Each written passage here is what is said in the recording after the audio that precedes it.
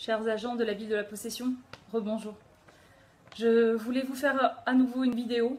Je m'exprime par ce biais parce que je tiens à vraiment faire en sorte que vous ayez le maximum d'informations et que même si les négociations n'arrivent pas à avoir lieu avec les syndicats, de façon directe, vous puissiez être informés des mesures que la ville et que mon équipe nous prenons, nous avons déjà prises ou nous allons prendre très prochainement pour améliorer votre quotidien et répondre aux revendications qui ont mené à la grève que nous connaissons en ce moment.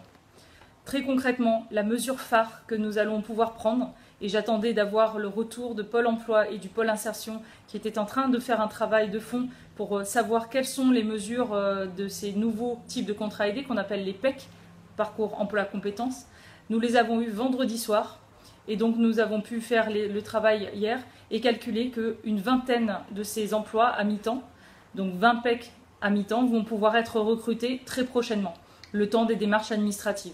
Je devais d'ailleurs rencontrer le directeur territorial réunion de Pôle emploi qui vient de prendre poste, mais avec malheureusement les événements du quotidien et de l'actualité de la Possession, je n'ai pas pu le rencontrer, donc je recale ce rendez-vous au plus vite et je vous annonce en tous les cas que ces 20 emplois aidés à mi-temps seront dans les écoles d'ici le courant du mois de mai, au plus tard, pour permettre vraiment de soulager l'ensemble des ATSEM, des surveillants serveurs, des agents techniques des écoles ou des agents d'entretien des écoles ou des animateurs.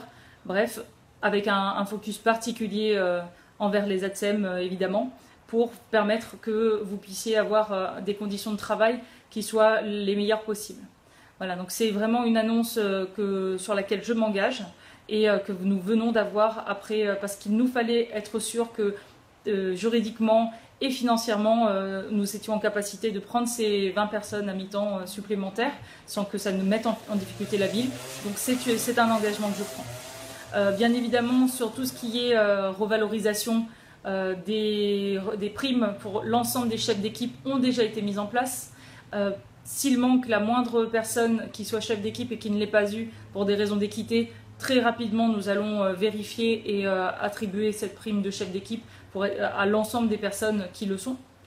Et au plus tard, l'année prochaine, un nouveau régime indemnitaire qui s'appelle le RIFSEP va être mis en place et sur lequel des explications vont vous être données dans les prochains mois.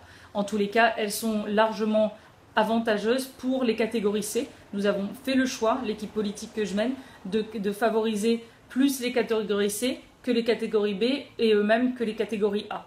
Parce que nous estimons que les catégories C, effectivement, sont la cheville ouvrière, ceux qui sont sur le terrain et qui font tourner nos services publics. Et vous méritez, parce que beaucoup d'entre vous n'ont jamais été vraiment valorisés, vous méritez que ce régime indemnitaire vous soit favorable. Sur l'ensemble des mesures sociales, elles ont déjà été lancées. On reçoit et on voit les syndicats à des réunions tous les mois, à des comités techniques, à des CHSCT, comités hygiène, sécurité et santé au travail. Mais encore faut-il que ces représentants ne viennent pas nous présenter d'autres sujets que ceux qui sont discutés. En tous les cas, j'en appelle vraiment à chaque agent de peser le pour et le contre sur son salaire du mois. Je le rappelle, si vous avez été gréviste vendredi et que vous l'êtes à nouveau lundi, c'est votre salaire de samedi et dimanche qui va aussi être impacté. Donc prenez le temps de la réflexion, prenez le temps de voir si l'ensemble des mesures dont je vous parle, ainsi qu'un rapport du médecin du travail sur la santé au travail qui va être rendu demain, ainsi que des mesures de titularisation qui ont permis déjà à 45 personnes d'être titularisées et chaque année nous continuerons.